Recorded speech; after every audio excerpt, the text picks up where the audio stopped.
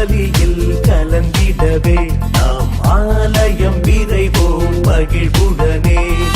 இயேசுவின் அருளை அடைந்திடவே நாம் ஆவலாய் இணைவோம் திருப்பலியில்.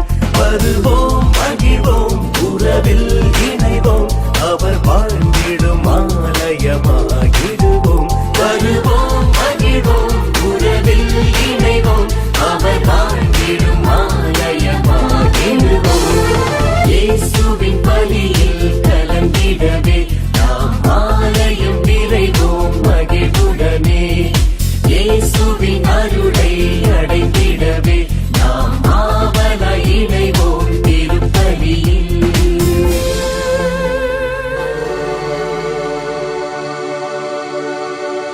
தந்தை மகன் தூய ஆவியாரின் பெயராலே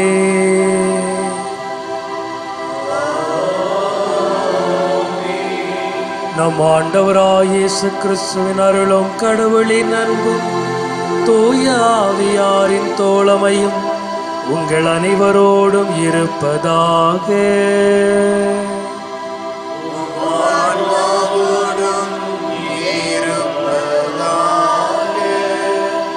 இயேசுவில் பிரியமான அன்பு சகோதர சகோதரிகளே, இன்று பாஸ்கா காலத்தின் 4ஆம் ஞாயிற்றுக்கிழமை மற்றும் இந்த வாரமானது நல்லாயன் வாரம் என்று அழைக்கப்படுகிறது.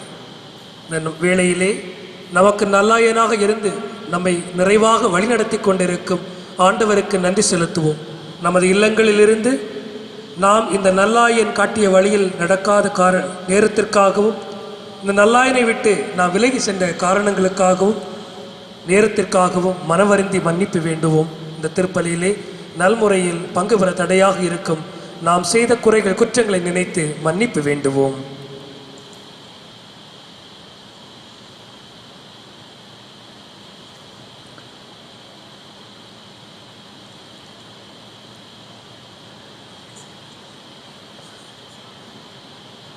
எல்லாம் வல்ல இறைவனிடமும் சகோதர சகோதரிகளே உங்களிடமும் நான் பாவியை ஏற்றுக்கொள்கிறேன். ஏனெனில் சிந்தனையாலும் சொல்லாலும் செயலாலும் கடமைகள் தவறியதாலும் பாவங்கள் பல செய்தேன்.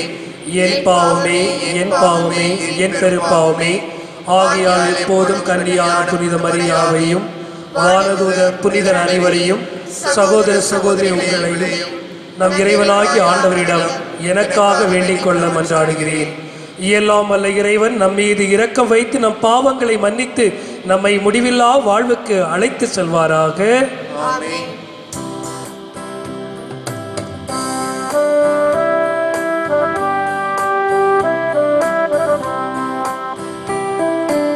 ஆண்டவரே இரக்கமாயிரும். ஆண்டவரே இரக்கமாயிரும். கிறிஸ்துவே இரக்கமாயிரும். கிறிஸ்துவே இரக்கமாயிரும். ஆண்டவரே இரக்கமாயிரும். ஆண்டவரே இரக்கமாயிரும்.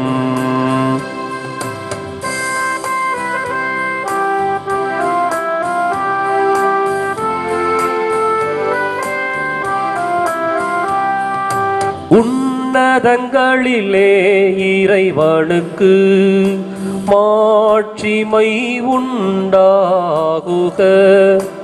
உலகினிலே நல் மனத்தவர்க்கு அமைதியும் உண்டாகுக. புகழுகின்றோம் யாமும் மையே வாழ்த்துகின்றோம் இறைவனே. உமக்கு ஆராதனை புரிந்து உம்மை மகிமைப்படுத்துகின்றோம் யாம். உமது மேலாம் மாட்சிமைக்காக உமக்கு நன்றி நவல்கின்றோம். ஆண்டவராமிம் இறைவனே இணையில்லாத விண்ணரசே, ஆற்றல் அனைத்தும் கொண்டு இலங்கும் தேவ தந்தை இறைவனே, ஏகமகனாக ஜெனித்த ஆண்டவர் இயேசு கிறிஸ்து இறைவனே, ஆண்டவராமின் இறைவனே, இறைவனின் திருச்செம்மறியே, தந்தையினின்று நித்தியமாக ஜெனித்த இறைவன் மகனே நீ, உலகின் பாவம் போக்குபவரே, நீரெம் மீது இறங்குவீர். உலகின் பாவம் போக்குபவரே, இம்மன்றாட்டை ஏற்றருள்வீர்.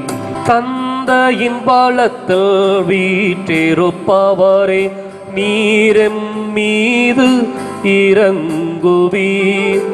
ஏனெனில் இயேசு கிறிஸ்துவே, நீர் ஒருவரே தூயவர், நீர் ஒருவரே ஆண்டவர், நீர் ஒருவரே உன்னத, பரிசுத்த ஆவியுடன் தந்தை இறைவனின் மாட்சியில் உள்ளவர் நீரே. ஆ ஆ ஆ ஆமென்.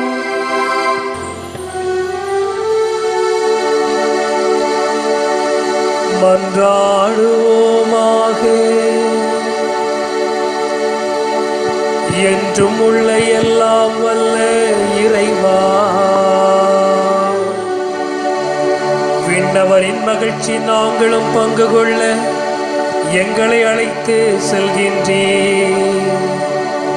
அதனால் நல்லாயராகிய கிறிஸ்து துணிவோடு முன்னரே சென்றுள்ள இடத்துக்கு பணிவுள்ள மந்தையாகிய நாங்கள் வந்து சேர்வோமாக. உம்மோடு தூயாவியில் இறைவனாம் என்றென்று வாழ்ந்து ஆட்சி செய்கின்ற எங்கள் ஆண்டவர் உம் திருமகனாகிய இயேசு கிறிஸ்து வழியாக உம்மை மன்றாடுகிறோம்.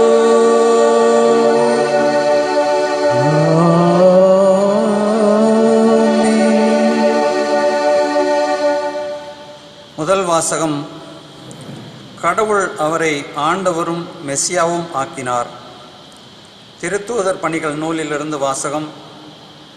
2ஆம் அதிகாரம், இறைவசனங்கள் 14, 36 முதல் 41 வரை. பெந்தகோஸ்தே என்னும் நாள் வந்தபோது பேதுரு 11 சேர்ந்து எழுந்து நின்று உரத்த குரலில் அவர்களிடம் பின்வருமாறு கூறினார். நீங்கள் சிலுவையில் அறைந்த இந்த இயேசுவை கடவுள் ஆண்டவரும் மெசியாவும் ஆக்கினார் என்பதை இஸ்ரேல் மக்களாக்கி நீங்கள் அனைவரும் உறுதியாக அறிந்து கொள்ளுங்கள். அவர்கள் இதை கேட்டு உள்ளம் குத்தப்பட்டவர்களாய் பேதுருவையும் மற்ற திருத்தூதர்களையும் பார்த்து, சகோதரரே, நாங்கள் என்ன செய்ய வேண்டும் என்று கேட்டார்கள். அதற்கு பேதுரு அவர்களிடம், நீங்கள் மனம் மாறுங்கள், உங்கள் பாவங்களிலிருந்து மன்னிப்பு பெறுவதற்காக ஒவ்வொருவரும் இயேசு கிறிஸ்துவின் பெயரால் திருமுழுக்கு பெறுங்கள். அப்பொழுது தூய ஆவியை கொடையாக பெறுவீர்கள். ஏனென்றால் இந்த வாக்குறுதியானது உங்களுக்கும் உங்களது பிள்ளைகளுக்கும் தொலைவில் உள்ள யாவருக்கும் ஆண்டவராகிய கடவுள் தம்மிடம் அழைக்கும் அனைவருக்கும் உரியது என்றார். மேலும் அவர் வேறு பல சான்றுகளை எடுத்து கூறி, நெறிகட்ட இந்த தலைமுறையிலிருந்து உங்களை காப்பாற்றிக் கொள்ளுங்கள் என்று அறிவுறுத்தினார். அவருடைய வார்த்தைகளை ஏற்றுக்கொண்டவர்கள் திருமுழுக்கு பெற்றார்கள். அன்று ஏறக்குறைய 3000 பேர் அவர்களோடு சேர்க்கப்பட்டனர். இது ஆண்டவர் வழங்கும் அருள்வாக்கு. இறைவனுக்கு நன்றி. பதிலுரை பாடல் பல்லவி. ஆண்டவரே, என் நாயர், எனக்கேதும் குறைவில்லை.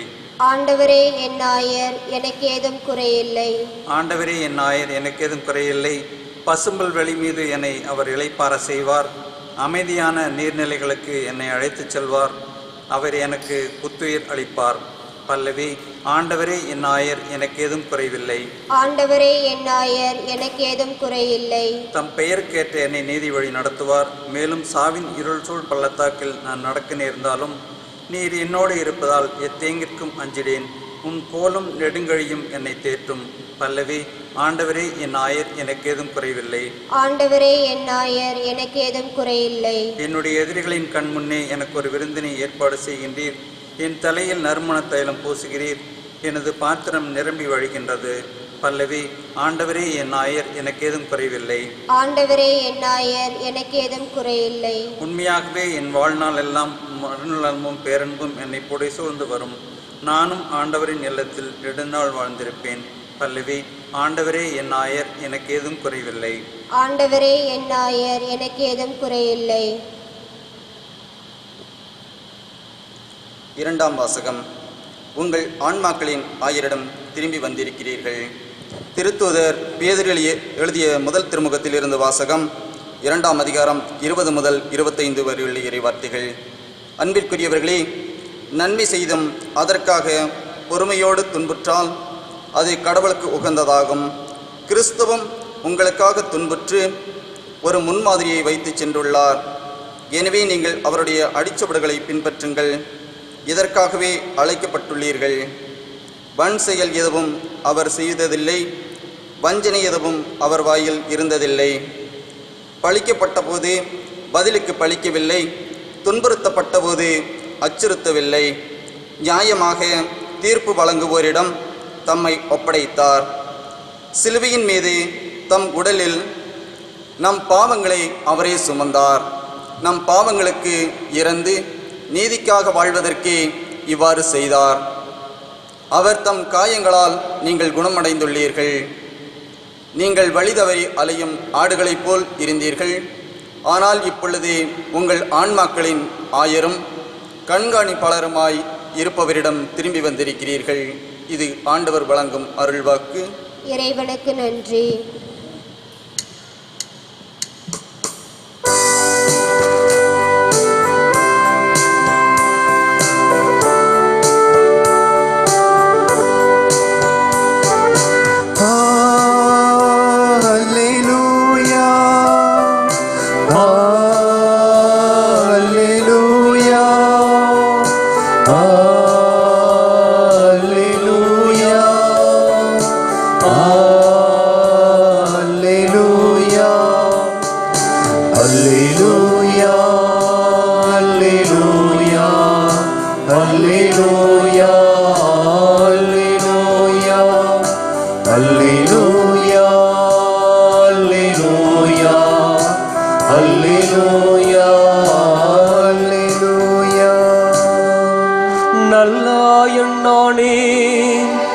நானும் என் நாடுகளை அறிந்திருக்கின்றேன், என் ஆடுகளும் என்னை அறிந்திருக்கின்றன என்கிறார் ஆண்டவர்.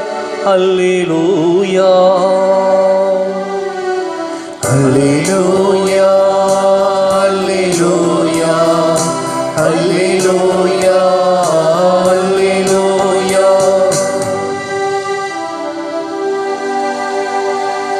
ஆண்டவர் உங்களோடு இருப்பாராக. உம் ஆன்மாவோடும் இருப்பாராக. புனித யோவான் எழுதிய நற்செய்தியிலிருந்து வாசகம். ஆண்டவரே, மாட்சி உமக்கே. அதிகாரம் 10, இறை வாக்கியங்கள் 1 முதல் 10 முடிய. அக்காலத்தில் இயேசு கூறியது, உறுதியாக உங்களுக்கு சொல்கிறேன், ஆட்டுக்கொட்டிலில் வாயில் வழியாக நுழையாமல் வேறு வழியாக ஏறி குதிப்போர் திருடர் அல்லது கொள்ளையராயிருப்பர்.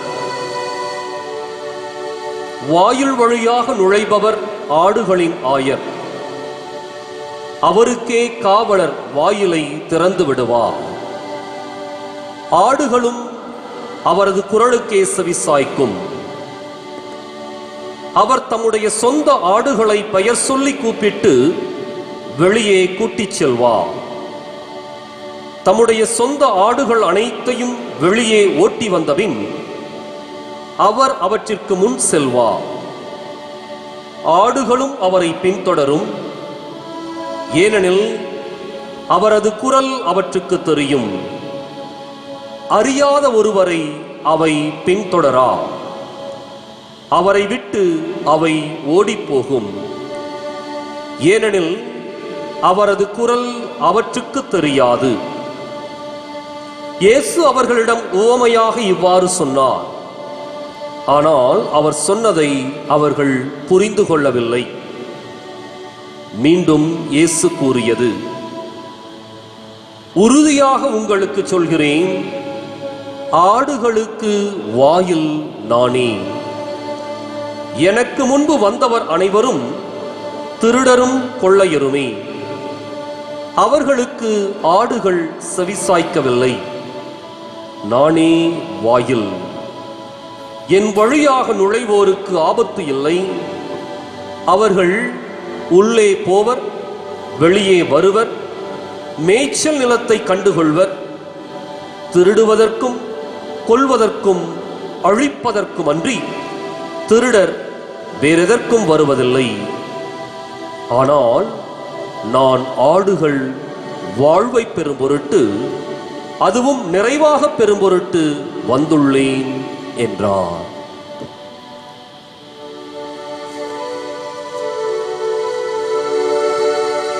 ஆண்டவரின் அருள்வாக்கு.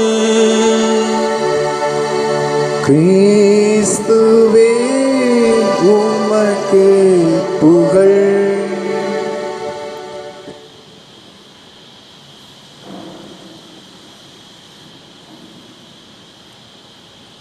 இயேசு கிறிஸ்துவில் அன்பிற்குரிய அருமையான சகோதர சகோதரிகளே,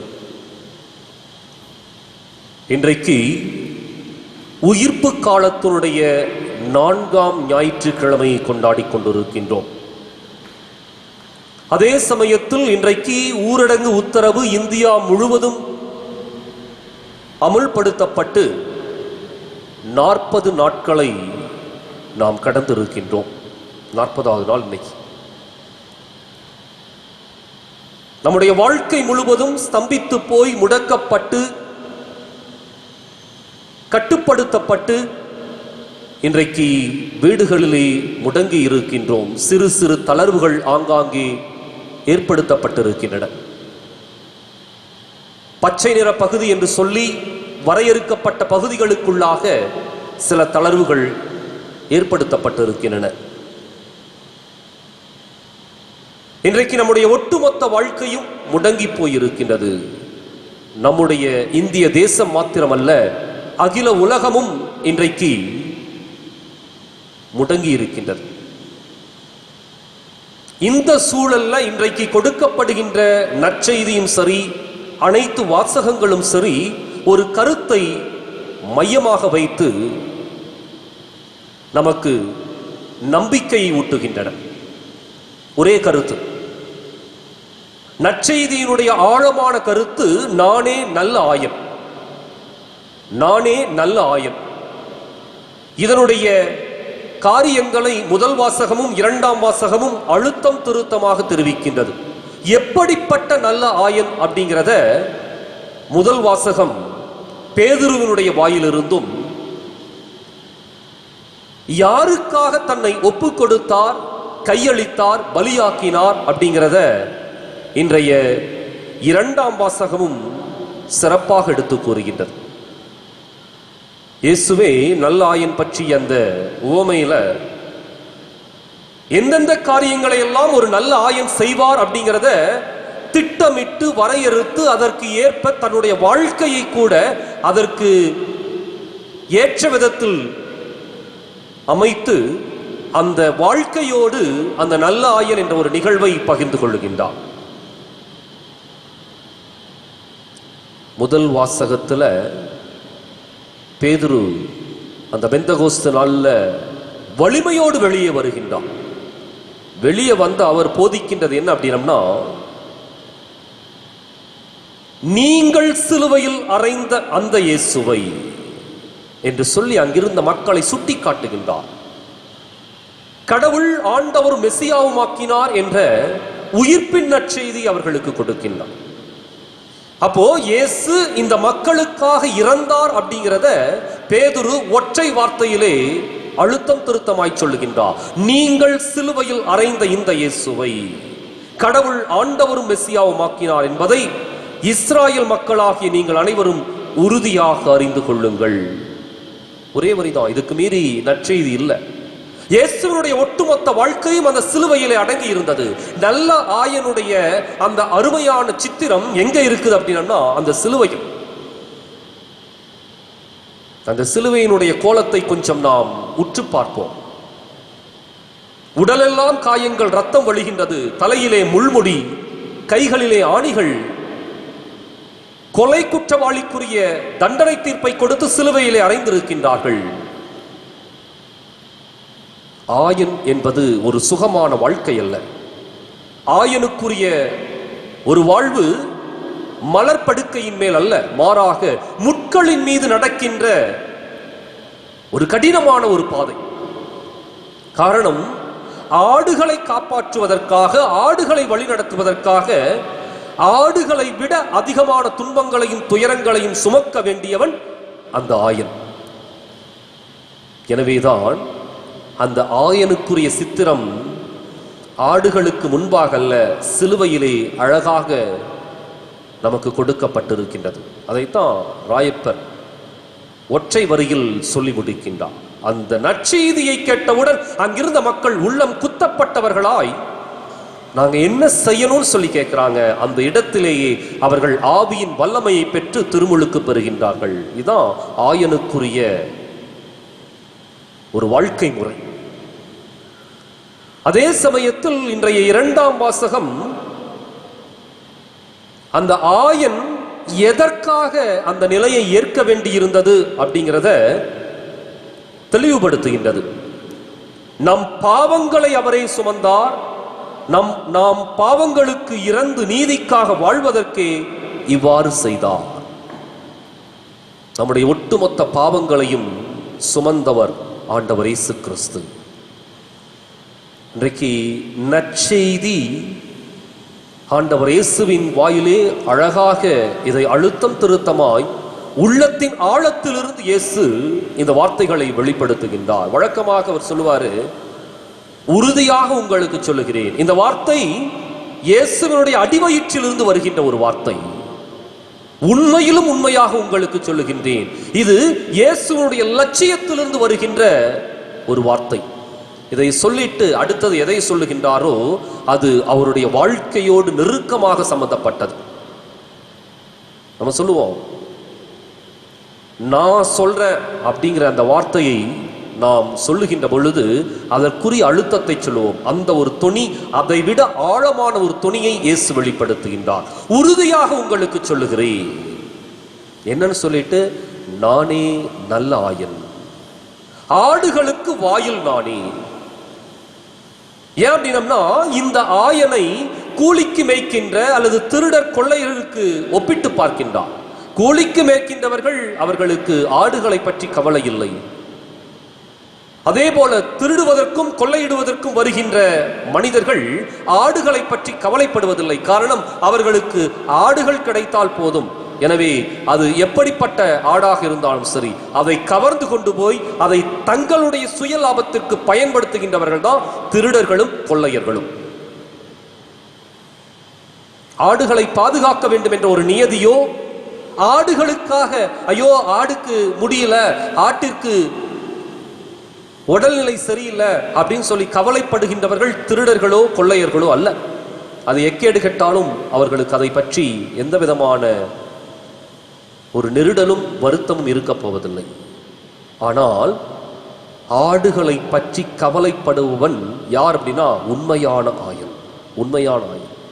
எப்படிப்பட்ட கவலை அந்த ஆயனுக்கு இருக்கின்றது அப்படின்னா, அந்த ஆடுகளை பத்திரமாக அவன் புல்வெளிக்கு அழைத்துச் செல்கின்றான். அதைத்தான் இன்றைய பதிலுரை பாடல் அழகாக சொல்லுகின்றது. திருப்பாடல் 23.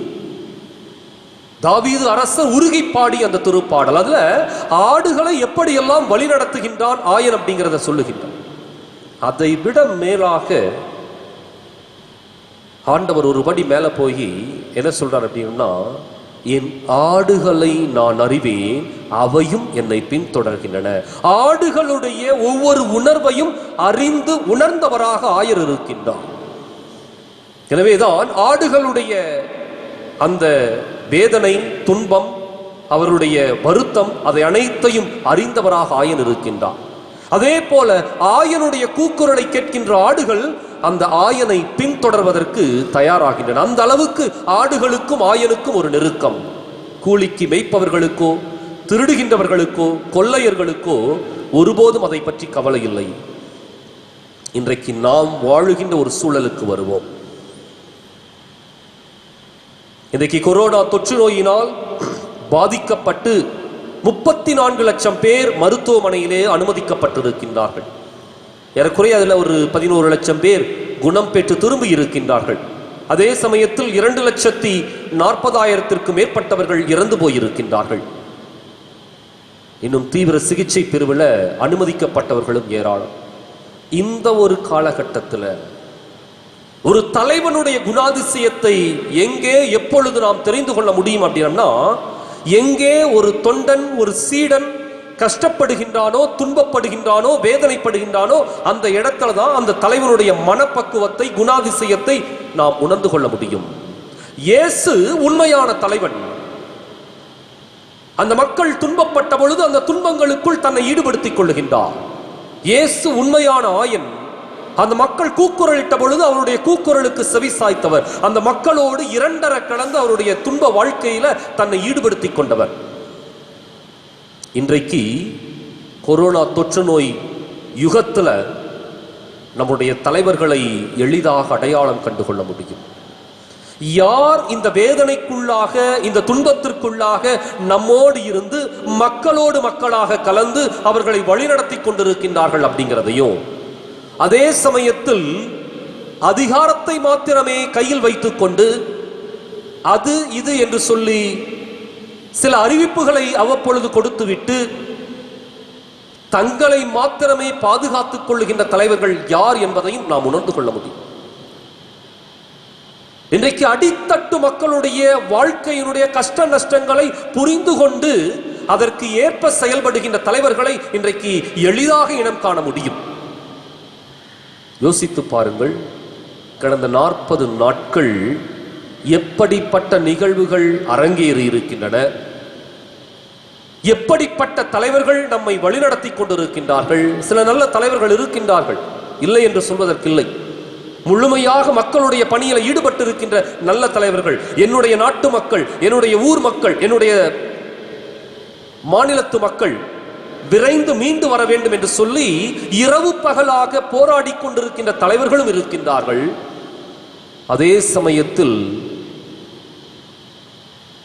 நான் என்னுடைய பதவி, என்னுடைய அந்த அந்தஸ்து, என்னுடைய உடல் நலம், இது எதுவும் பாதிக்கப்படக்கூடாது, நான் ஒதுங்கி இருந்தா போதும் என்று சொல்லி அவ்வப்பொழுது சில அறிவிப்புகளை கொடுக்கின்ற தலைவர்களும் இருக்கின்றார். இன்றைக்கு மக்கள் பட்டுக்கொண்டிருக்கின்ற கஷ்டங்கள் ஏராளம் ஏராளம். ஒன்று நோய் தொற்று, மற்றொன்று பொருளாதாரத்தில், இன்னொன்று உணவிற்காக போராடுகின்ற ஒரு சூழ்நிலை, மற்றொன்று தாங்கள் தனிமைப்படுத்தப்பட்டிருக்கின்றோம் என்ற மனநிலை பாதிப்புக்கு உள்ளாகி இருக்கின்றவர்கள். அது மாத்திரமல்ல, இன்றைக்கு என்ன நடக்குமோ, யாரை நம்புவது என்று சொல்லி மக்கள் அலைக்கழிக்கப்பட்டு எந்த தலைவரை நம்பி எப்படி போவது என்று தெரியாமல், திக்கு தெரியாமல் விழிப்புதுங்கி இருக்கின்ற ஒரு சூழல் இன்னொரு பக்கம். இப்படிப்பட்ட வேதனைகளுக்கு மத்தியில, நெருக்கடிகளுக்கு மத்தியில, கஷ்டங்களுக்கு மத்தியில இயேசு நம்பிக்கை கொடுக்கின்றார். நானே நல்ல ஆயன். காரணம், 2000 ஆண்டுகளுக்கு முன்பு மாத்திரமல்ல, இன்றைக்கும் உண்மையான ஆயனாக நம்மோடு இருந்து கஷ்டப்பட்டு நம்முடைய வேதனைகளை பகிர்ந்து கொள்ளுகின்ற ஒரு தெய்வம், ஒரு இறைவன் இருக்கிறார் அப்படின்னா அது இந்த இயேசு கிறிஸ்து தான். இந்த தொற்று நோய் யுகத்துல ஒவ்வொரு மனிதனும் எந்த வேதனைகளை அனுபவித்துக் கொண்டிருக்கின்றானோ அந்த வேதனைகளுக்குள்ளாக அந்த தொற்று நோய் கண்டவர்களுக்கு தொற்று நோயாளராகவும், உணவின்றி அவதிப்படுகின்றவர்களுக்கு பசிப்பட்டினியோடு இருக்கின்ற இயேசுவாகவும், பொருளாதாரம் நலிவடைந்து சீரழிந்து போய் கொண்டிருக்கின்ற வேளையில இந்த பொருளாதாரத்துல கடைநிலை ஊழியனாகவும் தன்னை ஐக்கியப்படுத்திக் கொண்டவர் இயேசு கிறிஸ்து. இன்றைக்கு சிந்தித்து பார்ப்போம். இன்றைக்கு கூட இருக்கின்ற ஒரு நிலை பல நேரங்களிலே வெட்கக்கேடான ஒரு நிலையிலே நம்முடைய தலைவர்கள் இருக்கின்றார்கள். இந்த ஒரு சூழலை கூட எப்படி எல்லாம் பயன்படுத்துறாங்க அப்படின்னா, ஒரு ஆளும் கட்சி எதிர்கட்சியை குற்றம் சாட்டுவது, எதிர்கட்சி ஆளும் கட்சியை குற்றம் சாட்டுவது, ஒரு அதிபர் இன்னொரு நாட்டு அதிபர் மேல குற்றம் சாட்டுவது, இன்னும் சில நிதிகளை நியாயமாக கொடுக்காமல் அதை தடை செய்வது, அடிப்படை உணவை கூட கொடுப்பதற்கு நான் நீனு சொல்லிட்டு அந்த இடத்துல கூட தங்களுடைய சுயலாபத்தை எதிர்பார்ப்பது. அந்த இடத்துல கூட எப்படி அப்படின்னா, இதெல்லாம் நாங்க செய்யறோம், இதெல்லாம் யாரும் செய்யல என்று சொல்லி தங்களை அடையாளப்படுத்திக் கொள்ளக்கூடிய தரம் கெட்ட தலைவர்கள். ஒட்டுமொத்த மக்களை பாதுகாக்க வேண்டிய நல்ல ஆயன்களாக செயல்பட வேண்டியவர்கள் இன்றைக்கு ஒருவர் மீது குற்றம் சாட்டிக் கொண்டு, ஒருவர் மீது வழக்குகளை பதிவு செய்து கொண்டு, இன்றைக்கு கூட நீதிமன்றங்கள்ல இந்த அவசரகால யுகத்தில் கூட வழக்குகளை பதிவு செய்து கொண்டு ஒரு சுமூகமான தீர்மானத்திற்கு வருவதற்கு கூட தரமில்லாத தலைவர்களை நாம் உருவாக்கி வைத்திருக்கின்றோம். உட்கார்ந்து பேசி முடிவெடுத்து உடனுக்குடனாக செயல்படுத்த வேண்டிய திட்டங்களை கூட தள்ளி போட வேண்டிய நிலையில் இருக்கிற தலைவர்களை இந்த கொரோனா தொற்று நோய் யுகத்துல அபாயகரமான சூழல்ல நாம்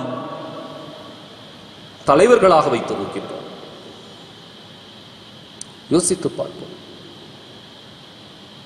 இன்றைக்கு நம்புவதற்கு கூட நல்ல தலைவர்கள் இல்லை என்கின்ற வருத்தம், நல்ல ஆயன்கள் இல்லை என்ற ஒரு சூழல்.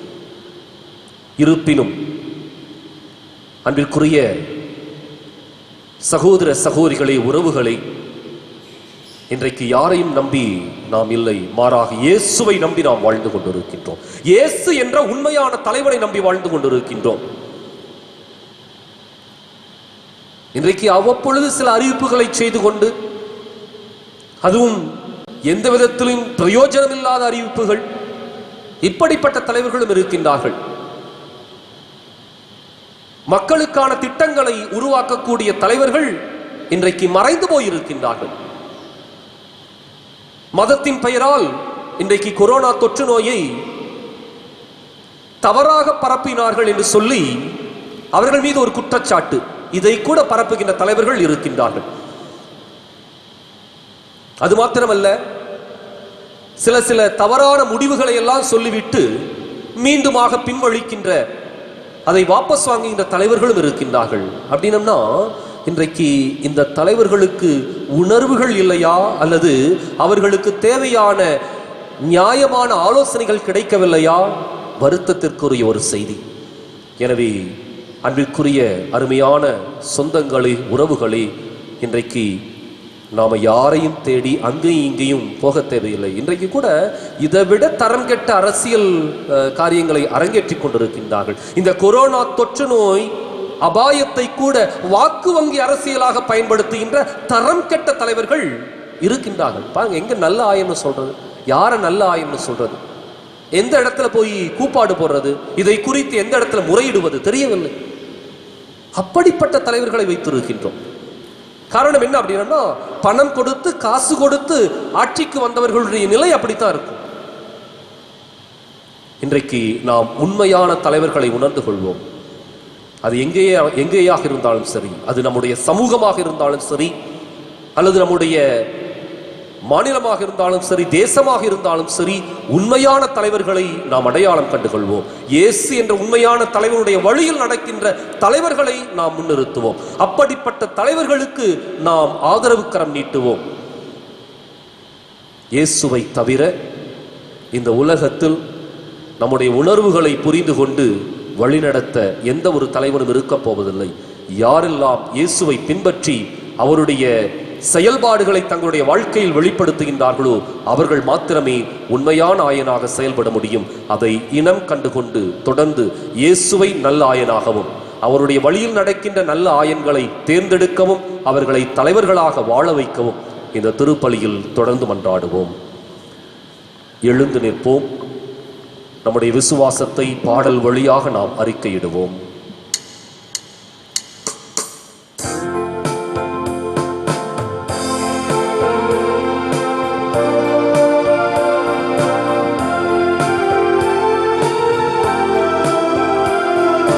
வானமும் பூமியும் படைத்தவராம் கடவுள் ஒருவர் இருக்கின்றார். தந்தை மகன் தூய ஆவியராய் ஒன்றாய் வாழ்வோரை நம்புகிறோ. பரிசுத்த ஆவியின் வல்லமையால் இறைமகன் நமக்காய் மனுவானார். கன்னி மரியிடம் பிறந்தவராம் இயேசுவை உறுதியாய் நம்புகிறோ. பிலாத்துவின் ஆட்சியில் பாடுபட்டார். சிலுவையில் மரித்து அடக்கப்பட்டார். மூன்றாம் நாளில் உயிர்த்தெழுந்தார். மரணத்தின் மீது வெற்றி கொண்டார். பரலோகம் வாழும் தந்தையிடம் அரியணை கொண்டு இருக்கின்றார். உலகம் முடியும் காலத்திலே நடுவராய் திரும்பவும் வந்திடுவார். பரிசுத்த ஆவியை நம்புகிறோம். பாரினில் அவர் துணை வேண்டிடுவோம். பாவ மன்னிப்பில் தூய்மை பெற்று பரிகார வாழ்வில் நிலைத்திடுவோம். திருச்சபை உரைப்பதை நம்புகிறோம். புனிதர்கள் உறவை நம்புகிறோம். உடலின் உயிர்ப்பை நிலை வாழ்வை விசுவாச பொருளாய் நம்புகிறோம்.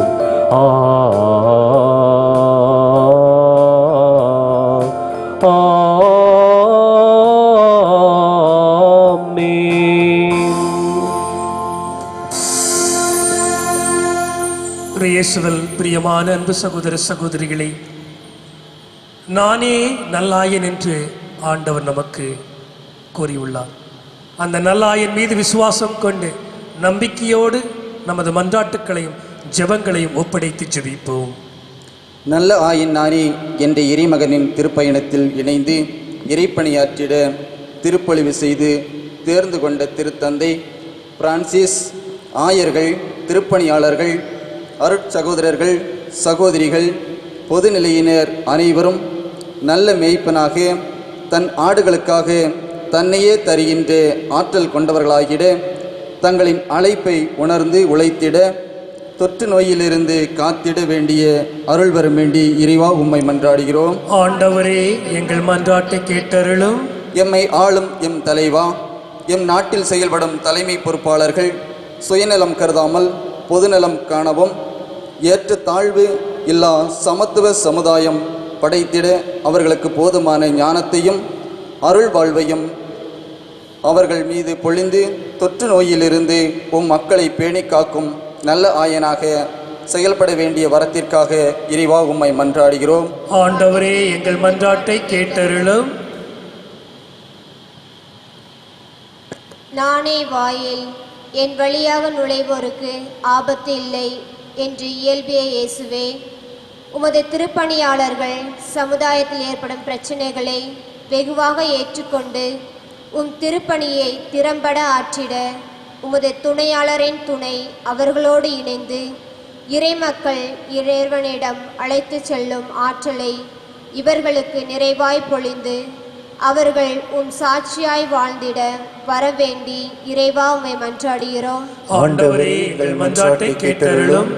வாழ்வை பெரும் பெருட்டு அதுவும் நிறைவாக பெரும்பொருட்டு வந்துள்ளேன் என்றுரைத்த இறைவா, இன்றைய சூழலில் இளைஞர்கள் தான் திருச்சபையின் வலுவான தூண்கள் என்பதை தாங்கள் உணர்ந்து கொண்டு உம் பாதம் அவர்களை அர்ப்பணிக்கின்றோம். இன்றைய கலாச்சார சூழலில் தங்கள் தேவையை எடுத்து இறையாண்மையை கட்டி காத்து இறையழைத்தலை உணர்ந்து நல்ல கனி தரும் உமது ஊழியராக அவர்கள் வளர்ந்திட வரம் வேண்டி இறைவா உம்மை மன்றாடுகிறோம். ஆண்டவரே, எங்கள் மன்றாட்டை கேட்டருளும். ஆபத்தில் இருந்து எம்மை காத்து வழிநடத்தும் எம் இறைவா, தொற்று நோயின் தாக்கத்தில் இருந்து உலக மக்கள் அனைவரையும் காத்திட போராடும் மருத்துவர்கள், செவிலியர்கள், அவர்களுடன் இணைந்து பணியாற்றும் அனைவரையும் காத்து வழிநடத்திடவும், அவர்கள் உடலிலும் உள்ளமும் உறுதியுடன் இருக்கவும் இறைவா உம்மை மன்றாடுகிறோம். ஆண்டவரே, எங்கள் மன்றாட்டை கேட்டருளும். அன்பு சகோதர சகோதரிகளே, சிறிது நேரம் மௌனமாக நின்று நம் உள்ளத்தின் ஜெபங்களை ஆண்டவரிடம் ஒப்படைப்போம். குறிப்பாக இந்த காலகட்டத்திலே இந்த கொள்ளை நோயிலிருந்து நம் அனைவரையும் மொத்த உலகத்தையும் நம் நல்லாயன் மீட்டெடுக்கவும், நமது அன்னையின் வழியாக நம் அனைவருக்கும் ஆறுதலையும் ஆசிரியையும் அளிக்கவும் நாம் ஜெபிப்போம்.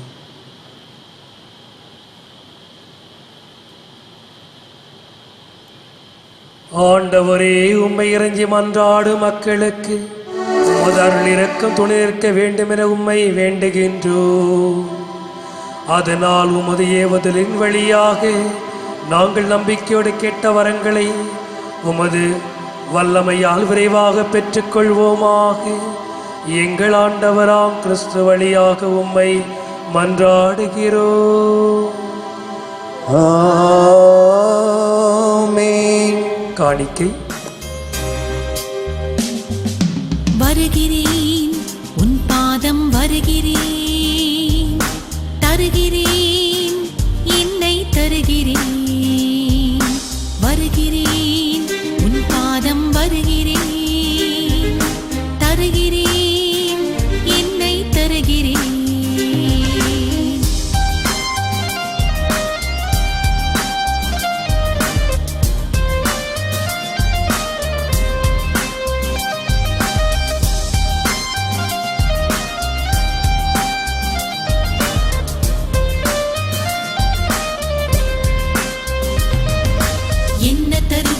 எதை தருவது எந்த நேசு நாயகா உனக்கு? பொன்னை தருவதா பொருளை தருவதா மண்ணில் வந்த மாதவா உனக்கு? அன்பு சகோதர சகோதரிகளே, நாம் ஒப்புக் கொடுக்கும் இத்திருப்பலியானது எல்லாமல் ஆண்டவருக்கு ஏற்றதாகும்படி ஜெபியுங்கள்.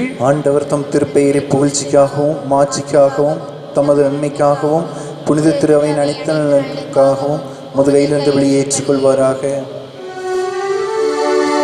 ஆண்டவரே, பாஸ்கா மறை நிகழ்வு வழியாக எங்களை என்று மக்களுக்கு செய்திட உம்மை வேண்டுகின்றோம். அதனால் நாங்கள் தொடர்ந்து புரியும் பரிகார செயல் எங்களுக்கு முடிவில்லா பேரின்பத்துக்கு காரணமாக அமைவதாக. எங்கள் ஆண்டவராம் கிறிஸ்து வழியாக உம்மை மன்றாடுகிறோம்.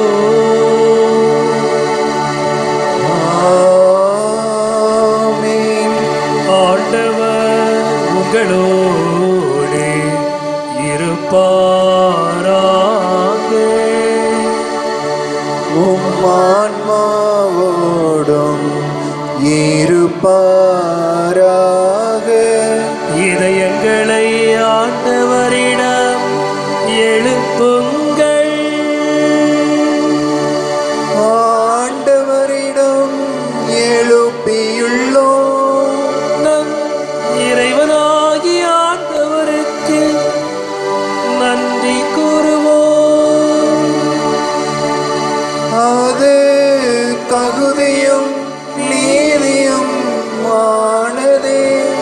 ஆண்டவரே, தூயவரான தந்தை, என்றும் வாழும் எல்லாம் வல்ல இறைவா, எந்நாளும் எவ்விடத்திலும் நாங்கள் உமக்கு நன்றி செலுத்துவது மெய்யாகவே தகுதியும் நீதியும் ஆகும். எங்கள் கடமையும் மீட்புக்குரிய செயலுமாகும்.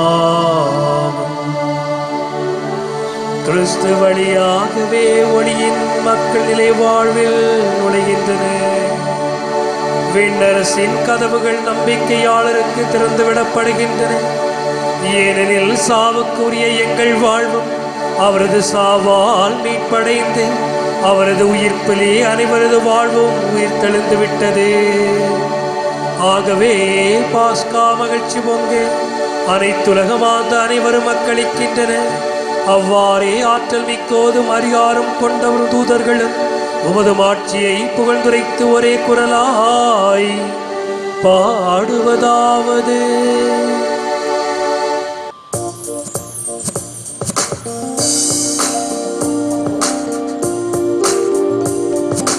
தூயவர் தூயவர் தூயவர் வான்படைகளின் கடவுளாம் ஆண்டவர்.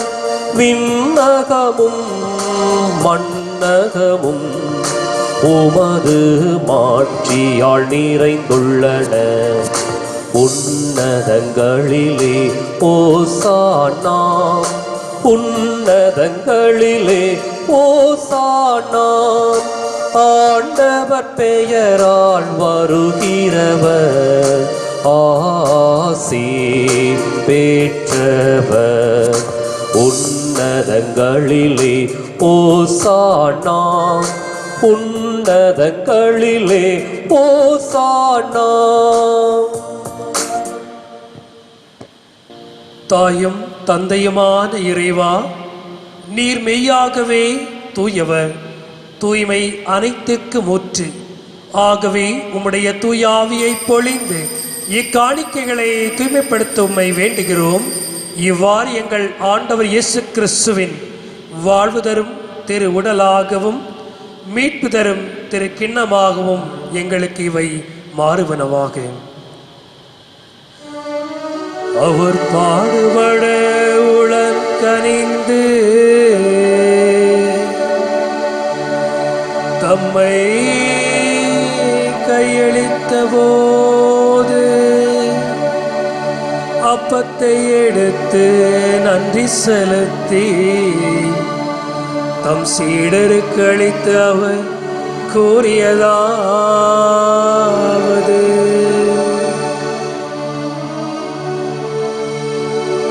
அனைவரும் இதிலிருந்து பெற்று உண்ணுங்கள், ஏனெனில் இது உங்களுக்காக கையளிக்கப்படும் என் உடல்.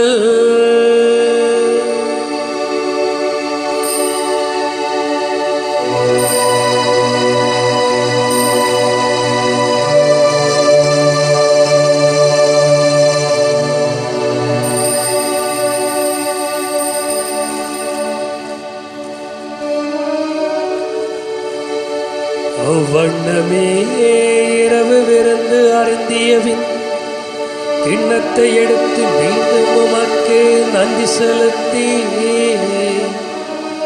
தம் சீடருக்கு அளித்து அவர் கூறியதாவது: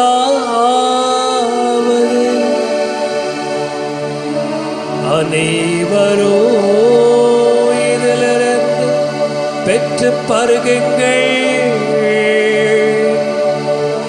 ஏனெனில் இது புதிய நிலையான உடன்படிக்கைக்குரிய என் இரத்தத்தின் கிண்ணம்.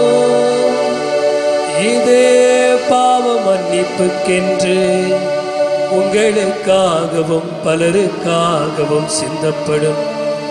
இது என் நினைவாக செய்யுங்கள்.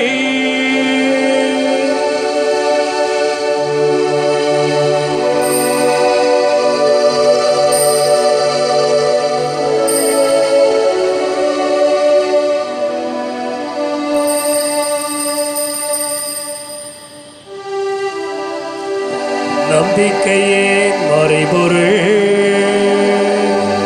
ஆண்டவரே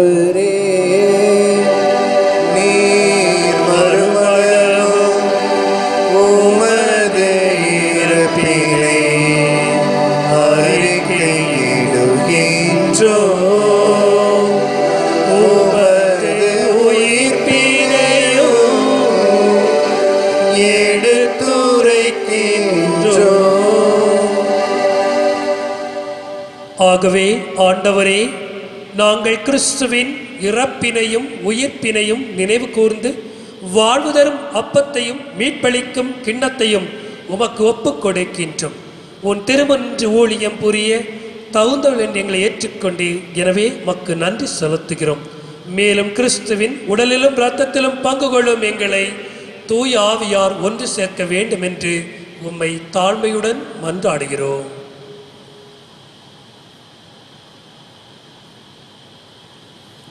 ஆண்டவரே, உலகெங்கும் பரவி இருக்கும் உமது திரு அவையை நினைவு கூர்ந்தருளும். எங்கள் தலைமை தந்தை பிரான்சிஸ், எங்கள் மறைமாவட்ட தலைமை தந்தை பீட்டர் அபீர், எல்லா திருநிலையினர் ஆகிய அனைவரோடும் உமது திரு அவை அன்பில் நிறைவு பெறச் செய்தருளும். மேலும் உயிர்த்தெழும் எதிர்நோக்குடன் துயில் கொள்ளும் எங்கள் சகோதரர் சகோதரிகளையும் இறந்தோர் அனைவரையும், குறிப்பாக தொற்று நோயிலே இறந்த அனைத்து சகோதர சகோதரிகளையும் இரக்கத்துடன் நினைவு கூர்ந்து உமது திருமுக ஒளியினுள் ஏற்றருளும். எங்கள் அனைவர் மீதும் இரக்கமாயிரும். கடவுளின் கன்னித்தாயான புனித மரியா, அவருடைய கணவரான புனித யோசேப்பு, புனித திருத்தூதர்கள், இவ்வுலகில் நமக்கு உகந்தவராயிருந்தோர் ஆகிய புனிதர் அனைவருடனும் நாங்கள் நிலைவாழ்வில் பங்கு கொள்ளும் தகுதி பெற்று உம் திருமகன் இயேசு கிறிஸ்து வழியாக உம்மை புகழ்ந்தேத்தும் வரமருள உம்மை மன்றாடுகின்றோம்.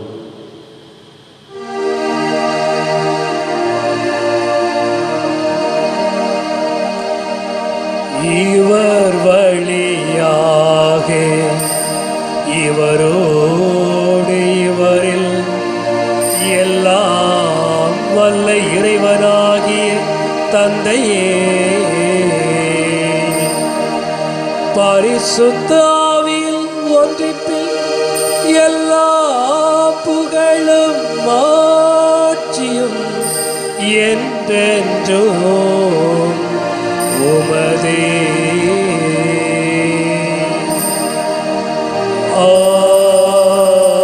ஆமென், ஆமென், ஆமென்.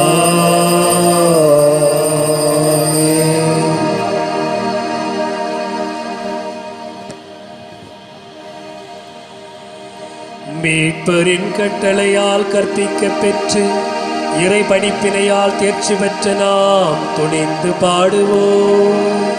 பரலோகத்தில் இருக்கிற எங்கள் பிதாவே, உம்முடைய நாமம் அர்ச்சிக்கப்படுவதாக.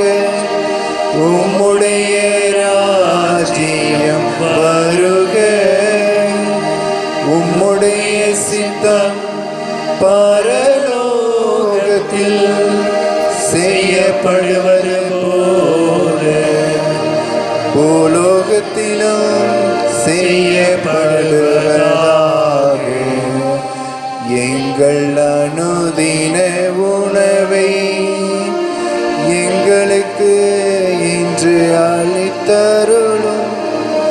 எங்களுக்கு தீமை செய்தவர்களை நாங்கள் பொறுப்பது போல எங்கள் பாவங்களை பொறுத்தருளும். எங்களை சோதனைக்கு உட்படுத்தாதையும் தீமையிலிருந்து எங்களை ரட்சித்தருளும். ஆண்டவரே, தீமை அனைத்திலிருந்தும் எங்களை விடுவித்து எங்கள் வாழ்நாளில் அமைதியை கனிவுடன் அருள உம்மை மன்றாடுகின்றோம். உமது இரக்கத்தின் உதவியால் நாங்கள் பாவத்திலிருந்து எப்போது விடுதலை பெற்று யாதொரு கலக்கமின்றி நலமாயிருப்போமாக. நாங்கள் எதிர்நோக்கி இருக்கும் பேரின்பத்திற்காகவும் எம் மீட்பராம் இயேசுவின் வருகைக்காகவும் காத்திருக்கின்றோம். ஏனெனில் ஆட்சியும் வல்லமையும் மாட்சிமையும் என்றென்றும் உமது. ஆண்டவரே இயேசு கிறிஸ்துவே, அமைதியை விட்டு செல்கிறேன், என் அமைதியை உங்களுக்கு அளிக்கிறேன் என்றும் அப்போஸ்தலர்களுக்கு ஒளிந்தீரே. எங்கள் பாவங்கள், குறைகள், குற்றங்களை பாராமல் உமது திரு அவையின் நம்பிக்கையை கண்ணோக்கி உமது திருவுளத்திற்கேற்பதற்கு அமைதியை ஒற்றுமை அளித்தல்வீராக. என்றென்று வாழ்ந்து ஆட்சி செய்கின்றவர் நீரே.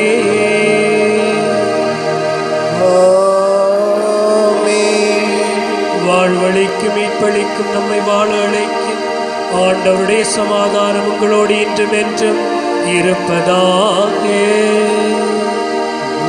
ஆன்மாவோடும் இருப்பதாக. நம்மை பாதுகாத்து வழிநடத்தி கொண்டிருக்கும் நல்லாயன் அளித்த சமாதானத்தை ஒருவர் மற்றொருவரோடு மகிழ்ச்சியோடு நாம் பகிர்ந்து கொள்வோம்.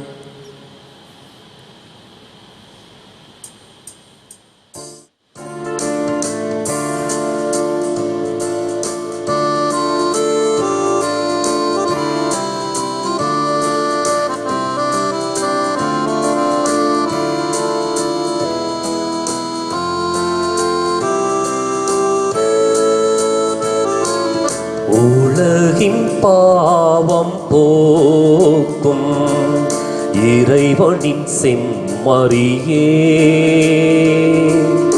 என் மேல் இரக்கம் வையும். உலகின் பாவம் போக்கும் இறைவனின் செம்மறியே, என் மேல் இரக்கம் வையும். உலகின் பாவம் போக்கும் இறைவனின் செம்மறியே, எமக்கு அமைதி அருளும், எமக்கு அமைதி அருளும்.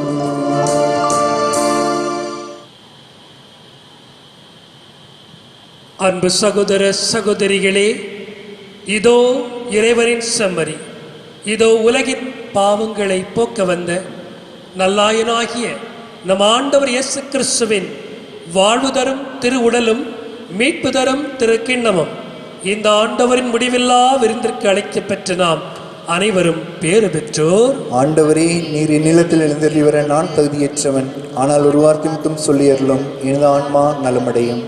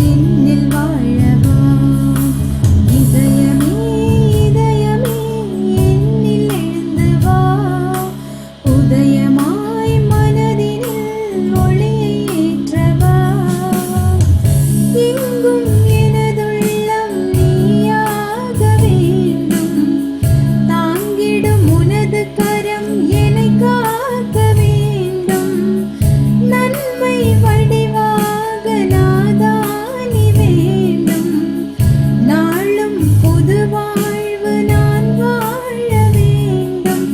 உயரும் பிணியும்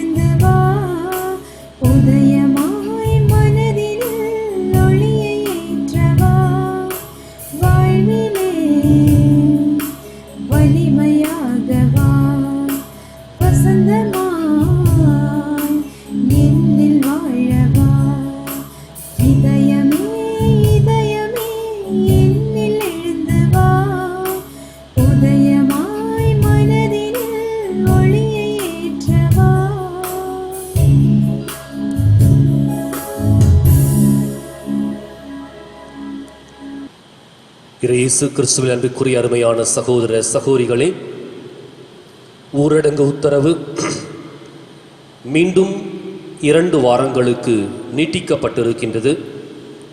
அதே சமயத்தில் சில தளர்வுகள் கொடுக்கப்பட்டிருக்கின்றன. கடைகளுக்கும் நம்முடைய போக்குவரத்திற்கும் இன்னும் சில செயல்பாடுகளுக்கும் சில தளர்வுகள் கொடுக்கப்பட்டிருக்கின்றன. எனவே இந்த சூழ்நிலையில் நாம் இந்த தளர்வுகளை முறையாக பயன்படுத்துவோம். குறிப்பாக இந்த நோய் தொற்று ஏற்படாமல் நம்மையும் இந்த சமூகத்தையும் பாதுகாத்துக் கொள்வோம். முகக்கவசங்களை பயன்படுத்துவோம். அதே போல எப்பொழுது நாம் எந்த காரியத்தை செய்வதாக இருந்தாலும் கூட்டங்களை தவிர்த்து விடுவோம். மாறாக எந்த காரியங்கள் எப்படி செய்ய வேண்டும் என்று சொல்லி அரசாங்கம் வழிமுறை கொடுக்கின்றதோ அதை பின்பற்ற உங்களை அன்போடு வேண்டுகின்றேன். தொடர்ந்து உங்களுடைய ஒத்துழைப்பு நிச்சயமாக இருக்கின்ற சமயத்தில் சிறப்பாக இந்த காரியங்கள் அனைத்தும் நடைபெறும் அப்படிங்கிறதுல சந்தேகமில்லை. இன்னும் சிறப்பாக இந்த நாட்களில் தைரியமாக இருங்கள். ஜெபித்து கொண்டிருக்கின்றோம். ஒவ்வொரு நாளும் சிறப்பாக ஜெபிக்கின்றோம். கடவுள் வழிநடத்தி கொண்டிருக்கின்றார். குணம் பெறுகின்றவருடைய எண்ணிக்கையை அதிகரித்து கொண்டே வருகின்றார். எனவே இந்த நாட்கள் சிறப்பான நாட்கள், பாதுகாப்பான நாட்கள். தொடர்ந்து நாம் ஒரு புதிய உணர்வோடும் அதே சமயத்தில் நம்முடைய லட்சிய தெளிவோடும் செயல்பட இந்த நாட்களை நாம் அமைதியாகவும் சிறப்பான விதத்திலும் பயன்படுத்தி கொள்ள அன்போடு வேண்டுகின்றேன். எழுந்து நிற்போம் இறுதி ஜெபத்திற்காக.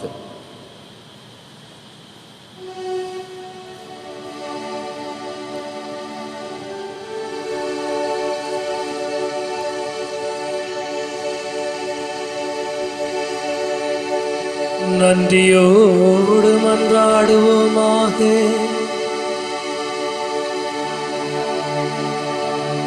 நல்லாயரே, உம் மந்தையை கனிவுடன் கண்ணோக்கியருள உம் திருமகனின் உயர் மதிப்புள்ள இரக்கத்தால் மீட்ட உம் ஆடுகளை நிலையான பசும்புல் வெளியில் கூட்டி சேர்க்கருள்வீராக. எங்கள் ஆண்டவராம் கிறிஸ்து வழியாக உம்மை மன்றாடுகிறோம்.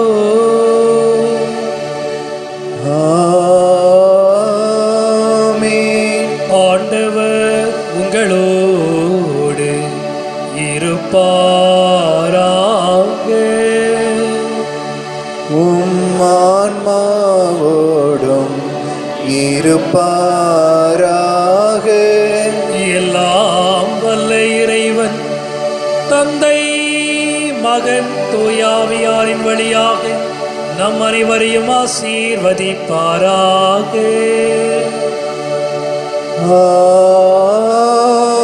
ஆமென். கிறிஸ்துவின் அன்பிலும் அருளிலும் சென்று வாழ்வோம். வாழ்வின் பலி தொடரட்டும். அல்லேலூயா, அல்லேலூயா.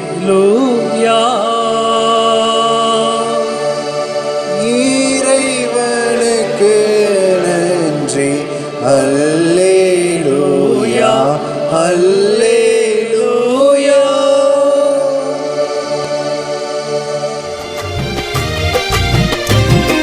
மனசெல்லாம் மெல்ல மெல்ல மரியே உன் பேரை சொல்ல அகமே